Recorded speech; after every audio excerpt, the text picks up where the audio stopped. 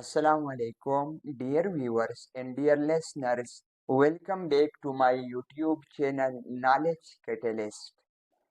یو سټوډنټ راته واتساپ نمبر باندې دا MCQs را سینډ کړو او دې سولوشن پکار دی. غالبا دا د پاس پیپر یو MCQs د 2005 یا 2008 والا پیپر کې راغلی دی. نو پته نه لګي دا خو ډېر زیات ایزي دی، خو تاسو به نه یېرېږي. تاسو ته ما ویلي د دې ځای نه شروع شوی د دې ځای پورې دا دومره غټ کوېسچن مې درکړی، خو خبره به کې ډېره وړه وي. دا څه لپاره چې تاسو دې ته چې سړی وګوري هسې یېرېږي. نو یېرېدو ضرورت نشته. اول پې تاسو زه په پښتو کې پوه کوم. وایي a case was registered against the progeny.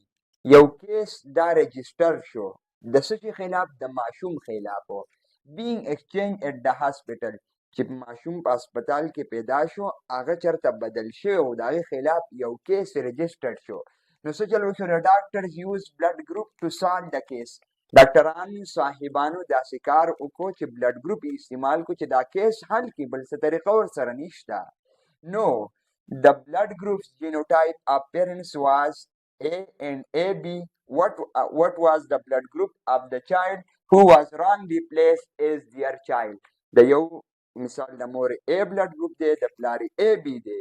نو اوس هغه ماشوم کوم چې دوی ته ورکړی شوی و هغه د دوی نه مثال کې طور پر د هغې ماشوم بلډ ګروپ څه شی دی؟ کوم چې دوی ته په غلطۍ کې ورکړی شوی دی دا رانه غواړي. په MCQs کې لږ ټریک دی، دماغ به استعمالوئ.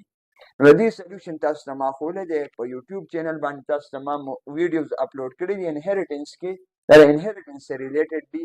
نو په هغې کې چې تاسو وګورئ انشاءالله تاسو به within seconds and within minutes به تاسو دا سالو کولی شئ. خو دې سلیوشن زه تاسو ته کوم حل کوم تاسو ته په دې بورډ باندې. تاسو دې نه سکرین شاټ واخلئ، کیدای شي تاسو یې صحیح کوئ، دا آپشن دي. نو ګورئ طریقې یوه طریقه ده، نورې هم شته، دوه درې تاسو ته ما په ویډیوز کې ویلو، خو زه ته په دې اسانه کوم. چیکر بورډ به جوړ کړئ. چیکر بورډ ته بل نوم وایي پونیټ سکویر. پونیټ سکویر ورته ولې وایي؟ ځکه پونیټ ساینسدان دا ډسکور کړی دی. صحیح ده. د یو سیټ ته نه دی، ځان به پرې اوس ښه په طریقه پوه کړو. دا بلډ ګروپ دی IA او سمال I. دا یو سیټ ته به دا ولیکئ I، د پاسه به پې A ولیکئ او دا IA دلته مې ولیکو، دا کوم چې په دې MCQs کې ګون دی.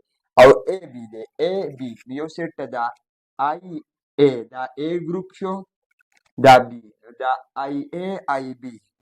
د دې بیسیکلی ما هغه ګیمیټس جوړ کړو. ګیمیټ جوړېدو طریقه ما تاسو ته مخکې ویډیو کې ښودلې ده. یو سیټ ته مې دا A ولیکو، بل ته I، یو سیټ ته دا یو A او بل سیټ ته دا B.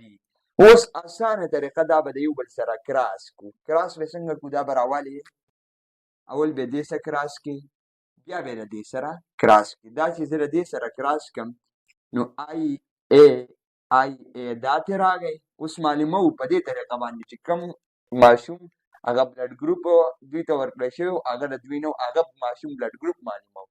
دا کوم ماشوم چې دې ته ورکړی شوی دی او پردی دی خو د هغه پردي ماشوم بلډ ګروپ معلوموو. وګوره د جینیټکس څومره فایدې دي. اوس د دې نمبر وشو نو دا I پاور کې د پاسه A د دې سمال I سره اوس ملټیپلای کړو. د دې نمبر خو وشو که نه؟ اوس به د دې نمبر دا به راخلم د دې سره یو پیر ملټیپلای کړم، بیا به راولم د دې سره به کړم، نو څه به شي IA IB. دا به تاسو ډېر اسان مخکې ویلي په 10م کلاس کې IB او دا I، چونکې دا د سیکنډ ایئر بایولوجي MCQs دی. نو اوس ما سره دا A بلډ ګروپ راغی، بالکل هوموزایګس A. دام A بلډ ګروپ شو. دا کم یو بلډ ګروپ شو؟ تاسو وګورئ دا AB بلډ ګروپ شو او دا یو کم بلډ ګروپ شو، دا زموږ سره شو B بلډ ګروپ. نو دا خو د هغه دی هغه مور او پلار بلډ ګروپ مې راغیستی و کوم ته چې دا ماشوم په غلطۍ کې ورکړی و. نو دا A بلډ ګروپ هم پاسیبل دی، بالکل تاسو ولیدو.